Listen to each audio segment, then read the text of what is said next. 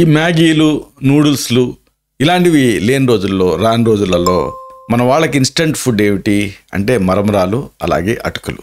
మెయిన్గా అటుకులు మన వాళ్ళకి చాలా ఇష్టం.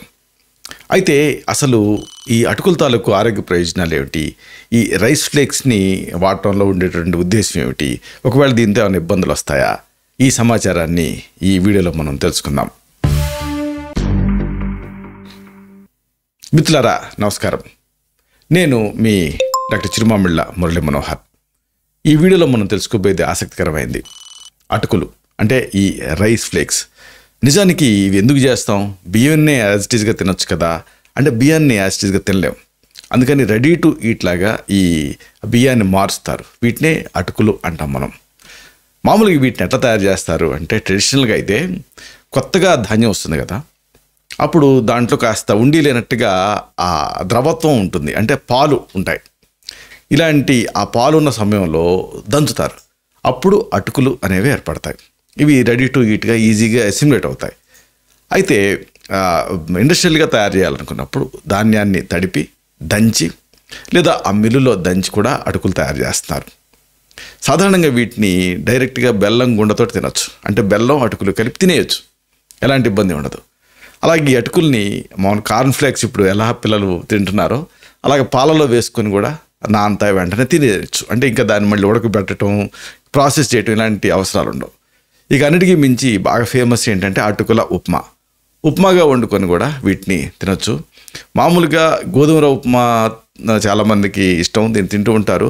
అయితే దాంతో ఇబ్బంది ఏంటంటే కొంతమందికి ఆ గ్లూటెన్ పడదు. అలాంటి వాళ్ళకి ఈ అటుకుల ఉప్మా అనేది మంచిది. ఎందుకంటే దీన్ని బొంబాయి రవ్వతో కానీ గోధుమ రవ్వతో కానీ చేయరు, ఆ బియ్యంతోటే. కాబట్టి ఆ గ్లూటెన్ ఇంటాలరెన్స్ ఉండే వాళ్ళకి అటుకుల ఉప్మా చాలా లైట్గా ఉంటుంది. అలాగే దాంట్లో పసుపు లాంటివి కలుపుతారు కాబట్టి ఆరోగ్యరీత్యా మంచిది.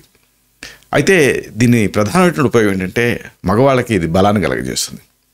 అయితే మరి అట్లని పథ్యం కింద ఇది అంతగా ఉపయోగపడవు, అంటే పథ్యాహారం కింద దీన్ని ఇవ్వలేం.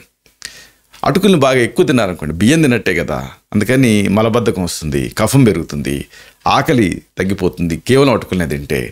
అలాగే కడుపు నొప్పి కూడా వచ్చేటువంటి అవకాశం ఉంటుంది. కాబట్టి మరీ ఎక్కువ తినకూడదు. ఒకవేళ అటుకుల్ని ఎక్కువగా తింటే, అంటే తిన్నాము అని మీకు అనిపిస్తే, అప్పుడు దానికి ఆ చెడు ప్రభావానికి విరుగుడుగా మీరు వాము వాడుకోవచ్చు. అంటే వాముని దంచి నీళ్ళకి వేసి మరగ్గాచి కషాయలాగా కాచి దాన్ని తాగొచ్చు. లేదా సైంధవ లవణం కూడా తీసుకోవచ్చు, అంటే ఒక చిటికెడు సైంధవ లవణాన్ని నీళ్ళకి కలిపి ఆ నీళ్ళు తాగొచ్చు. లేదా డైరెక్ట్గా కాస్త ఉప్పు, ఒక పావు చెంచాడంత ఉప్పుని నీళ్ళకి కలుపుకొని కూడా తాగొచ్చు.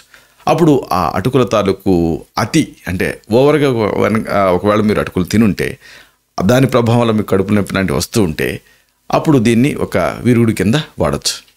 ఏదేమైనా అటుకులు అనేది ఒక రెడీమేడ్ ఇన్స్టెంట్ ఫుడ్ లాంటిది. కాబట్టి ఇన్స్టెంట్ ఫుడ్ ఎప్పుడు కూడా న్యాచురల్ ఫుడ్ లాగా రెగ్యులర్ బేసిస్ మీద కాదు, ఎప్పుడో అవసరమైనప్పుడు మాత్రమే వాడుకోవాల్సి ఉంటుంది. ఇలాంటి మరిన్ని ఇన్ఫర్మేటివ్ వీడియోస్ కోసం ఈ ఛానల్ని సబ్స్క్రైబ్ చేసుకోండి. అలాగే ఈ వీడియోలు అప్లోడ్ అవడంతోనే ఆ విషయం మీకు తెలియాలనుకుంటే బెల్ బటన్ని క్లిక్ చేయండి. అప్పుడు మీకు వీడియో అప్లోడ్ అయ్యి అవడంతోనే ఒక నోటిఫికేషన్ వస్తుంది, మీరు ఆ వీడియోని మిస్ అవ్వకుండా చూడొచ్చు. అలాగే ఈ ఇన్ఫర్మేషన్ ఏమాత్రం యూస్ఫుల్గా ఉంది అని మీకు అనిపించినా లైక్ బటన్ క్లిక్ చేయండి, అంటే థమ్స్ అప్ బటన్ ఉంటుంది కదా, దాన్ని క్లిక్ చేయండి. అప్పుడు ఇది మరింత ఎక్కువ మందికి రికమెండ్ అవుతుంది. ఈ వీడియో తాలూకు పర్పస్ సర్వ్ అవుతుంది. శతం జీవ శరదో వర్ధమానః, శతం హేమంతాన్ శత వసంతాన్. 100 శరత్తులు, 100 హేమంతాలు, 100 వసంతాలు వర్ధిల్లుతూ జీవించండి. Stay healthy, stay happy, be positive, keep smiling, stay safe. Love you all. శుభం.